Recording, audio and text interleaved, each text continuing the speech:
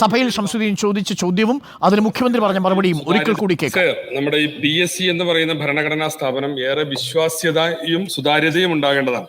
Sir, ഇന്ന് ഏറ്റവും വലിയൊരു വാർത്ത, ഒരു PSC അംഗമാകുന്നതിന് ഒരു ഭരണകക്ഷി നേതാവ് 60 ലക്ഷം രൂപ കോഴ ചോദിച്ചു എന്നും അതിൽ 22 ലക്ഷം രൂപ ആ പാർട്ടി നേതാവിന് കൈമാറിയെന്നും ഇതിന്റെ അന്വേഷണം അങ്ങയുടെ പാർട്ടി സെക്രട്ടേറിയറ്റിൽ നടക്കുന്നുണ്ട് എന്നൊക്കെയാണ് സർ. ഇതിനു മുമ്പും PSC അംഗമാകുന്നതിന് ഇങ്ങനെ പണം കൈക്കൂലി കൊടുക്കുന്ന ഒരു വാർത്തകൾ വന്നിരുന്നു.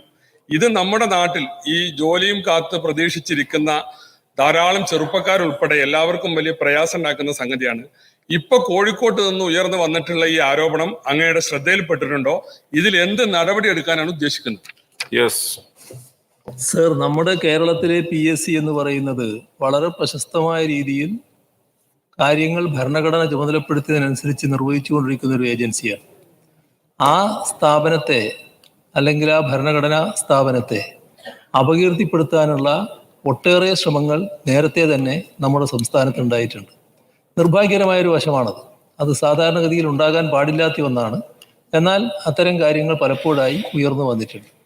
ഇവിടെ PSC അംഗങ്ങളെ റിക്രൂട്ട് ചെയ്യുന്നതോ അവരെ നിയമിക്കുന്നതോ ഏതെങ്കിലും തരത്തിലുള്ള അഴിമതിയുടെ ഭാഗമായിട്ടാണ് എന്ന് ആർക്കും പറയാൻ കഴിയുന്നില്ല. അതുകൊണ്ട് തന്നെ PSC അംഗങ്ങളെ നിയമിക്കുന്നതുമായി ബന്ധപ്പെട്ട് ഒരു തരത്തിലുള്ള വഴിവിട്ട രീതികളും ഉണ്ടാകാറില്ല. മറ്റു പ്രശ്നങ്ങൾ തട്ടിപ്പുകൾ പലതരത്തിൽ നാട്ടിൽ നടക്കുന്നുണ്ടല്ലോ. ഏതെല്ലാം തരത്തിലുള്ള തട്ടിപ്പുകൾക്ക് വേണ്ടി ആളുകൾ ശ്രമിക്കുന്നുണ്ട്.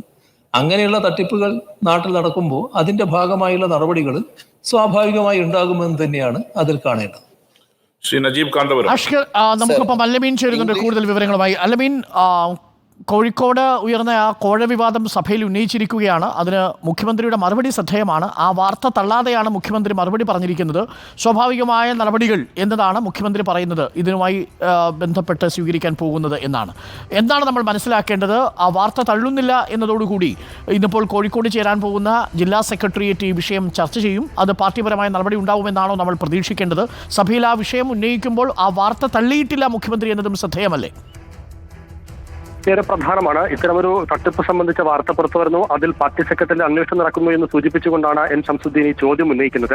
അത്തരത്തിലൊരു നടപടി ഉണ്ടായിട്ടില്ല എന്ന് മുഖ്യമന്ത്രി തള്ളിയിട്ടില്ല. അദ്ദേഹം പറഞ്ഞത് PSC അംഗങ്ങളെ നിയമിക്കുന്നത് ഏതെങ്കിലും തരത്തിലുള്ള വഴിവിട്ട ഇടപാടുകളുടെ ഭാഗമായിട്ടോ അഴിമതിയുടെ ഭാഗമായിട്ടോ അല്ല. അതുകൊണ്ട് തന്നെ ആ നിയമനത്തിൽ ഏതെങ്കിലും തരത്തിലുള്ള ക്രമക്കേടുകൾ നടക്കില്ല എന്നുള്ളത് അദ്ദേഹം ഉറപ്പിച്ചു പറയുന്നു. പക്ഷേ നാട്ടിൽ നടക്കുന്ന പലതരം തട്ടിപ്പുകളുടെ ഭാഗമായി ഇത്തരത്തിലുള്ള തട്ടിപ്പുകളും നടന്നേക്കാം. അങ്ങനെ ഉണ്ടായിട്ടുണ്ടെങ്കിൽ അതിനെതിരെ സ്വാഭാവിക നടപടി ഉണ്ടാകുമെന്നുള്ളതാണ് മുഖ്യമന്ത്രി പറയുന്നത്. അതായത് ഉയർന്നു വന്ന ആരോപണം അത് പൂർണ്ണമായും തള്ളുകയോ നിഷേധിക്കുകയോ ചെയ്യുന്നില്ല മുഖ്യമന്ത്രി. അത് ആരോപണങ്ങളിൽ വസ്തുതയുണ്ടെങ്കിൽ അതിൽ നടപടി ഉണ്ടാകുമെന്നുള്ള സൂചനയാണ്. പക്ഷേ അതേസമയം പാർട്ടിക്കോ ഉയർന്നു വന്ന മുഹമ്മദ് റിയാസിന്റെ പേരൊക്കെയാണ് അതിൽ ഉൾപ്പെടുത്തിയ ആരോപണങ്ങൾ വരുന്നത്. അങ്ങനെ പാർട്ടിക്കോ സർക്കാരുമായി ബന്ധപ്പെട്ട് നിൽക്കുന്ന ആർക്കെങ്കിലുമോ ഇതിൽ പങ്കില്ല എന്ന് വ്യക്തമാക്കുന്നുണ്ട് മുഖ്യമന്ത്രി. കാരണം ആദ്യം പറഞ്ഞത് അത്തരത്തിൽ നിയമനങ്ങളിൽ രാഷ്ട്രീയ ഇടപെടലുകളോ അല്ലെങ്കിൽ അഴിമതിയുടെ ഭാഗമായിട്ടോ അല്ല.